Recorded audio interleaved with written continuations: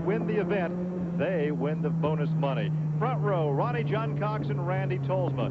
In row 2, on the inside, Andy Michener and Tony Stewart. In the third row, Johnny Parsons and Dan Driner. Remember, the top 6 qualifiers are inverted. Kenny Irwin and Kenneth Nichols occupy row 4. In the fifth row, on the inside, Brian Gerster. Outside, Ryan Newman. In row 6, on the inside, Jack Runyon. Outside, Chris Schultz. In the 7th row, Chuck Leary and Jeff Howerton. In the 8th row, Tracy Hines and Jason Leffler. Row 9, Bill French and Jimmy McCune. Row 10, Donnie Beechler, Jeff Sands. And row 11, David Bridges and Robbie Flock. The number 7 car of Tracy Hines actually changed a tire and has been sent to the back of the pack. So he's got a long way to go. And oh, there it is, the tread cam. The dreaded tread cam. We haven't seen that for a while. Hey, we have been joined by a new broadcaster in the booth. I think he's on the headset. Yeah, Eric Gordon. And Eric, you talked about 3 times being a runner-up in the sprint car division. That gets frustrating after a while, doesn't it? It becomes very frustrating. You get through a long season, and it starts in March, ends in November, and it's all over the Midwest, and you try your hardest, and you end up just a little bit short. I've had some really good battles in the past with some guys. Like I said, it is very frustrating, though. Hopefully this year we'll get our act together and pull it off. Famous old saying, second place kind of like kissing your sister. Not too much. I don't know. I don't have a sister. I don't know about that. But what's it do to your psyche? You finished second in the Silver Crown Race series one time. So what's it really do to your psyche when you think, I'm only running second place, I just can't quite get over the hill? I don't know. I've tried several different things, and a very good friend of mine had a lot of luck with it, and that's Robbie Stanley, and he always approached it one race at a time, and he showed up to beat everybody at that race, and that's the only way you can really approach it and do it right. Here's a guy you've raced against, for Robbie Flock, having difficulty in 32. If it gets started, I'll go to the back of the pack. They tried to push him off with a four-wheeler. The clutch obviously not working very well, so he's come to a stop. So if they do push him off with that push truck, you're right. He will have to go. Actually, he's scheduled to start outside row 11 anyway. Oh, he doesn't have a whole lot to lose then, does he? There is Gerster. Brian Gerster won our last chance race. Had to go through the semi. He has 2 victories already this season. You saw him win just a week ago at Winchester in the last 100 feet. He's one of the drivers eligible for the Wins Challenge money, $5,000 if he can win, or Drinan or John Cox. There's a look at Johnny Parsons, the 50-year-old veteran from here in Indianapolis, who probably enjoys midget racing now as much as he ever did. And I think John's got a very good chance. He has one of the 8 tires, the harder tires on, and I think that might work to his advantage. We'll find out real quick, because he'll either go forwards fast or he'll go backwards real fast, one or the other. Eric, who do you like in this feature? Well, I'm going to have to lean towards Gerster. He's from the same little town I am. There's probably a population of 500, and you have a guy that's running up front in the midgets and a guy that's running up front in the sprint car. So, now, is that Edinburgh, Indiana? No, it's not Edinburgh. It's New Palestine. Oh, no, okay. I've migrated back north to New Palestine. Yeah. Let's go back to the pits and Dave Despain. Hey, guess what? Look who just showed up. We got time to talk to this guy real quick before the main event starts. Jeff Hunt, last time I saw you, you were going on the backboard. How you feeling? I'm feeling pretty good. We were running real good. Me and Irwin were running real good together, and Tony Stewart just came in there and tried to do something, and it just didn't work. Sent me into the fence, but I guess that's racing. Well, if he wants to think that is, it's racing. But the Potter V6, the engine was running good. I was pulling down Stewart real good, and then the Stealth chassis. I mean, everybody says what a bad flipper was, and the Stealth chassis just held up great. The only thing that really broke was one of the bumper and one of the frame rails, and I think, but the Stealth chassis held up real good. You're okay? Yeah, I'm feeling fine. Didn't ring your bell or anything? My eye was a little blurry there at the beginning, but it's fine now. Okay, man, we're going racing. Glad to see you're okay. That's Jeff Hunt. Let's go racing, guys. 4 wide down the front stretch for the green. Will the green stay out? Is it going to go back to yellow? He's going back to yellow. You saw the videotape, Larry, of the crash. You heard what young Jeff Hunt said. Your comment about blaming.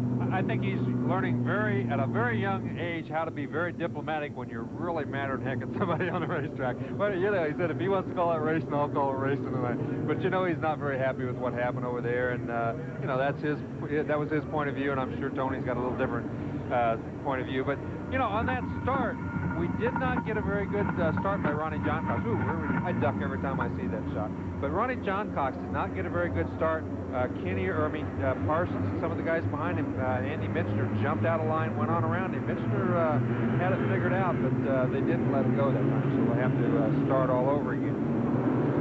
Well, once again, you heard Eric Gordon say he kind of likes Gerster, but Gerster starts back just a ways. He starts inside row 5, but he won the semi. And now we get the green flag. We should go racing this time. 3 abreast down the front straightaway, over the tread cam one more time into turn 1. Andy Michener looks like he's got 2 gears in that thing. He got right down there past those guys. He got a whale of a start. We got some cars that are getting really bad starts going down the back straightaway. Well, the green stays out, so it was a good start. There are 2 cars. The front. There are 2 cars heading for the pit area already. Can't tell who they are from up here, but 2 cars already heading for the pit area. As Michener pulls out into a pretty nice lead. That's Parsons in 3rd, and the 9 car, and Tony Stewart running in 4th position. All 4 of those cars pulling away a little bit from the 5th place car. Is it too late for me to change my pick, guys? No, that's okay. We'll let you till the first half of the race is over. Listening to the voice of Eric Gordon, who has joined us here in the broadcast booth, presently tied with 2 of the drivers for the lead in the Loctite Sprint Car Division. As we watch that battle between Parsons and 69, now a gap kind of develops between Parsons and the white 9 car of Tony Stewart as Parsons closes in on the driver riding in 2nd, which is Randy Tolsma. As we told you earlier, this is only Tolsma's 2nd race here at Raceway this season. That's Danny Dryden down on the inside. Just went around Tony Stewart. He's moved into 4th. He did a nice job coming off of 4, got down under and moved into 4th position. All 5 of these first 5 cars, all white cars, running very, very fast. As Michener actually pulls out a little bit of a lead right now. Well, as we mentioned earlier in the telecast, although this is only the 2nd race for Tolsma, he has been testing for a number of teams here this season at Raceway Park in the Midgets, Sprints, and Silver Crown cars, so he likely has more laps on this racetrack this season than anyone. Those 2 cars that pulled out early were Howardson and Runyon. They both fell out on the very first lap, never made that first lap, already in the pit area, as Tolsma hangs on the 2nd spot, and the 3, 4, 5 cars right in the line behind him. Kenny Irwin's joined that fray in that black car. Is this the case where the cars behind Tolsma are actually faster, but right now they can't get by? Well, actually, right now I think so. I think, as we see right now, Parsons gets down to the inside of him, and he has to move back up. He almost loses the position, though. He's lucky he didn't lose position, because Dryden was in a good spot, pull on the outside of him and shut the door on him. He couldn't quite do it, though. Now, John opened up the outside, but look at Tony Stewart on the inside of Dryden.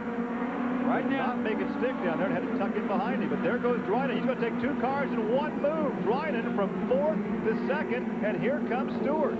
He did. He took 2 cars at one time, and he really didn't do much of a slide job. He made it. They may have had to get off the throttle a little bit, but boy, he hauled that thing in there a million miles an hour, as I said before. 3 abreast coming off of 2. Stewart couldn't do it. He had to fall back. He actually lost the spot. There goes Parsons again to the inside of Tolsma. And is he going to make it stick? He runs side by side down the front stretch. He runs that bottom groove for farther than anybody else here and really runs it nice and straight. Look at Irwin. He goes down on the inside both. They both go around Tolsma, both in the same corner. Yellow flag. A car in the wall, a car upside down in turn 2. It looks like the 30 car of Leary is upside down on the cage, and Ryan Newman in car 62. Ryan, the 17-year-old to-be senior in high school from South Bend, Indiana, and Leary, a former Rookie of the Year from Greenfield, Indiana. The red flag is out, and he is in the car. That's the 2nd time he's been upside down. He did a little Tommy tip-over sort of thing in practice earlier. Didn't hurt the car very much. He got back out there, but that one was much, much harder than the first one. Yeah, the 2nd time tonight, and he has the emergency crew there. As we take a look, he is down on the inside there of Ryan, and where's the contact? Actually, he gets loose in front of Ryan. Yeah, he pulled a little slide job, but he got sideways in front of Newman, and Newman couldn't help but hit him, and once they made contact, they were both just hanging on.